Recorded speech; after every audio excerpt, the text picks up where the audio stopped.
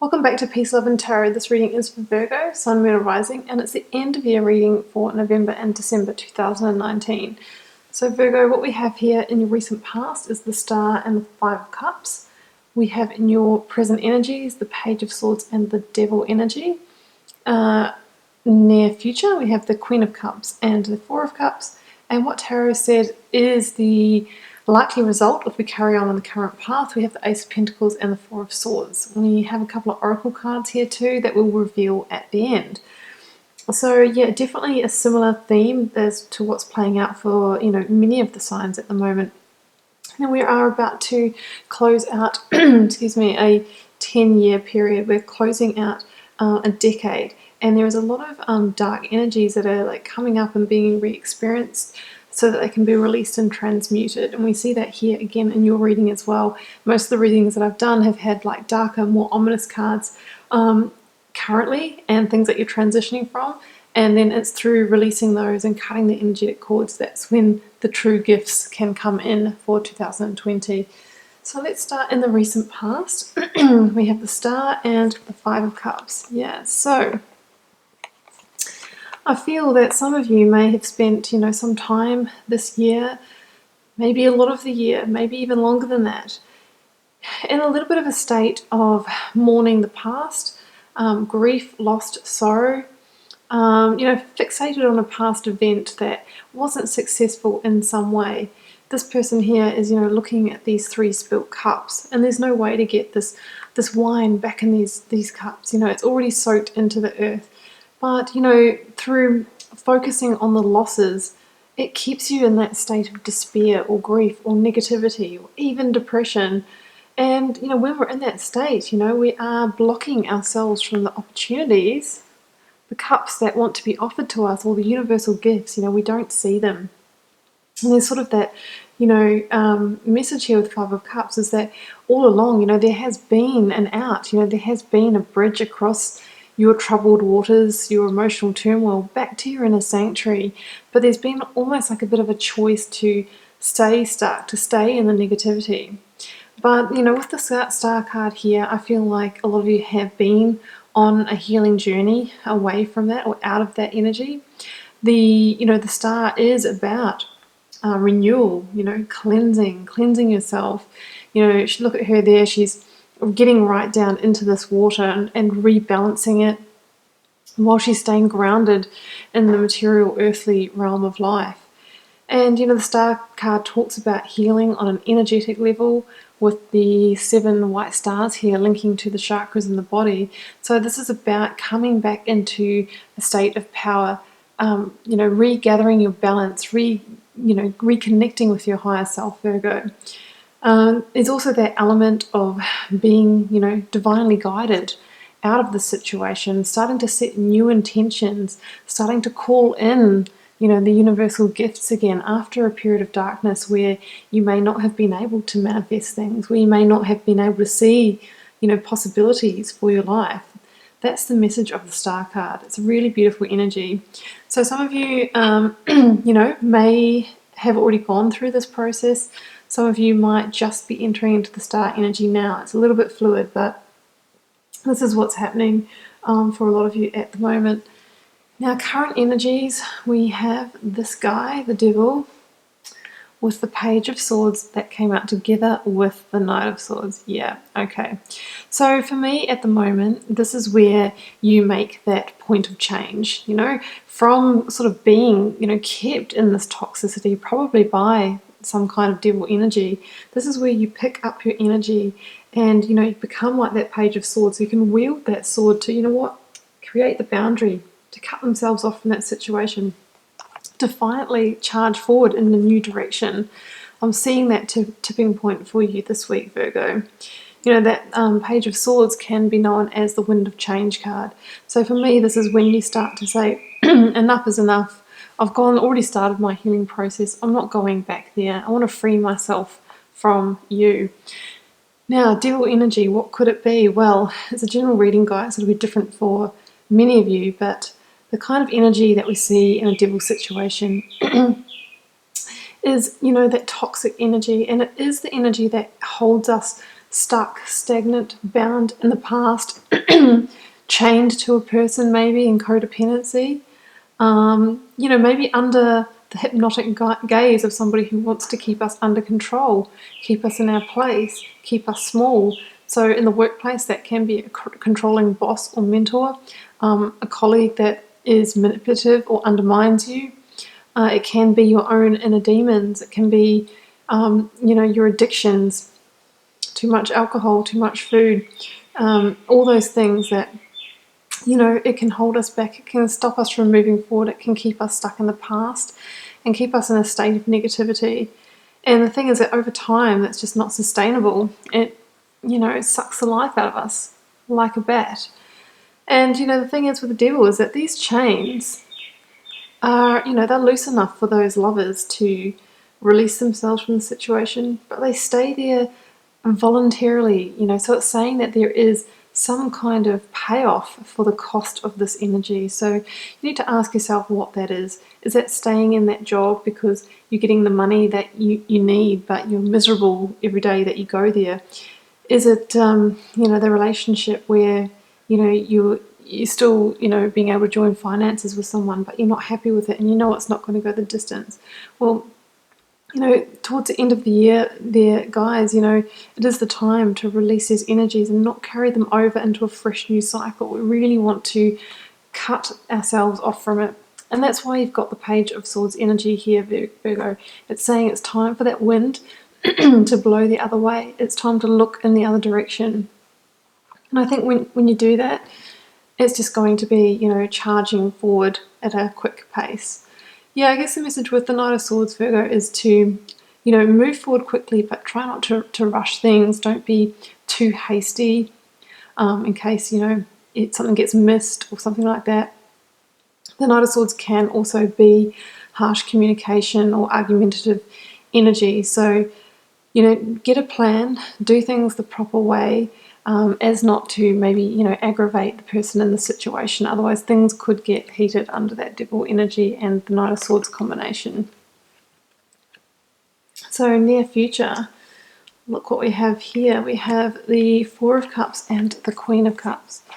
So look, it's highly likely that the person from this past situation that you're trying to release yourself from could come back with an offer of reconciliation, an apology, an offer of love, that sort of thing. But I feel that you are done with the situation, Virgo. I feel like you want to start the new year fresh. I think that you're ready to take your power back in a sense.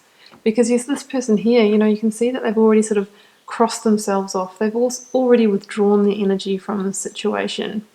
They know it hasn't served them in the past, and they know that they need to get a different result in the future. They need to do things differently. They're ready to manifest, new beginnings. We have, the link to the Three of Cups here, the link to the Three and the Three of Swords here. It's all about new beginnings, manifesting new starts. And I think the only cup that you're truly interested in, Virgo, is your own cup of, self-esteem, getting together your emotional control, emotional security. I think you're taking, you're not accepting things from others. You're just focusing on your own power, coming back into a place of value and self-worth.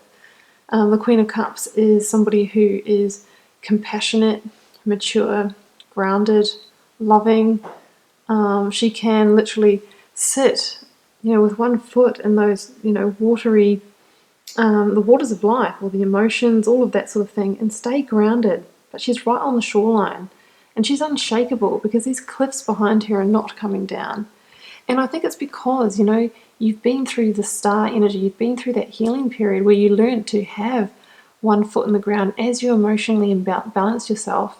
Now you can have your foot in even, more tumultuous waters if things should arise, if conflict should arise in the future. But, you can stay grounded within it. It's not going to put you back into Five of Cups reality. And the Queen of Cups holds her emotions in this gilded cup. And she can choose when she lets them out, when she processes them, and who she shows them to, because she knows that she really truly has her own emotional mastery and emotional intelligence mastered. So the result, if we carry on the recent path, according to tarot, we have the beautiful Ace of Pentacles, we have the Four of Swords, and we have the Five of Wands. Yeah, so look, I think after withdrawing yourself from the situation, this person, don't be surprised if they do sort of rear their head and try and rile you up a bit. That Five of Wands can be petty arguments, gossip, political situations in the workplace, competitiveness, one-upmanship, people using their wand, their energy, their power in a misguided way. The key really is to retreat from that situation, take a break, take a rest, to reformulate a new battle plan, because the old way wasn't working. And it's when we do that, that's when we can really call in the opportunities that are truly waiting. That Four of Swords also links to the Three of Swords. There may be some healing that needs to happen, healing that grief, that sorrow, that sadness. Some of you might have a broken heart as well.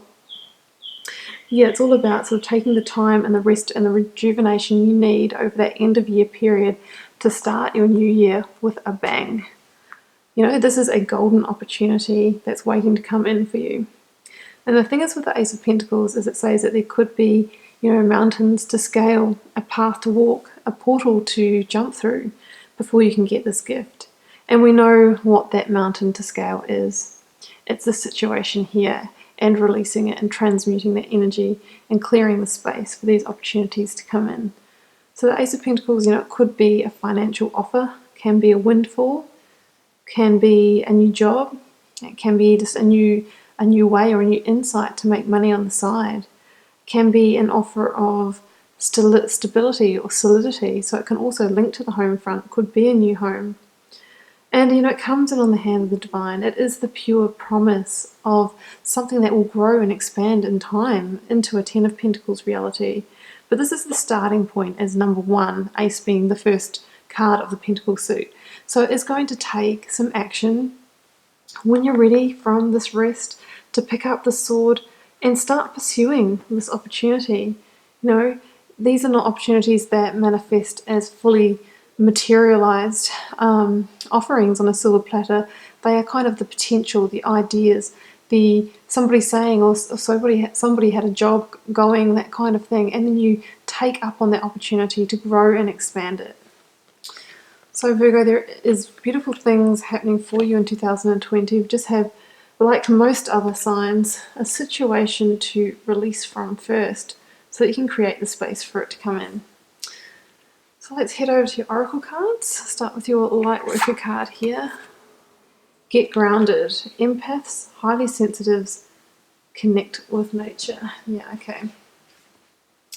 You're being called to get grounded, to ensure that your luminous field is clear and your inner well is full. If you're not grounded, it is all too easy to get swept up in other people's energy and mistake it for your own. Your boundaries will become blurred as you're absorbing the energies around you and struggling to define what is their stuff and what is yours. If you pulled this card, you are very likely an empath, highly sensitive person, and need time alone to fill up your well, balance your energy, and get grounded. Well, that is perfectly represented here. Absolutely need to get grounded, rebalance your energy, set boundaries, cut yourself off from any negative energies, people that don't have your best interests, and take that time to retreat and really work out, what is your next move.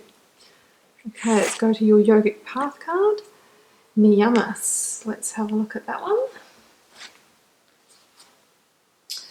You are beginning to reap the rewards of the inner transformational work you have done. This is just the beginning of a lifelong practice of personal observance. Tune into what your soul needs at this moment. Are there toxins in your body and mind that need purifying? Are you experiencing contentment for all the blessings you have been given? Are you using your tapas, disciplined energy, to take you towards your dharma or divine purpose? Continue the practice of svadhyaya, self-study. Apologies for my pronunciation of that. There is always more that you'll find when you open up the pathway to your true spirit. Take some extra time for yourself each day to practice the celebration and contemplation of spirit. Beautiful. So definitely some regeneration, some rebalancing, and some healing needed towards the end of the year, so that then you can really start that new year off with a bang and allow these opportunities to come in and expand for you. So Virgo, that's what I have for you. I hope you enjoyed the reading. Keep in mind it is a general reading, won't be for every Virgo out there. Feel free to leave me a comment. I'd love to know how the end of the year goes for you. And I'll see you back here for more readings very soon.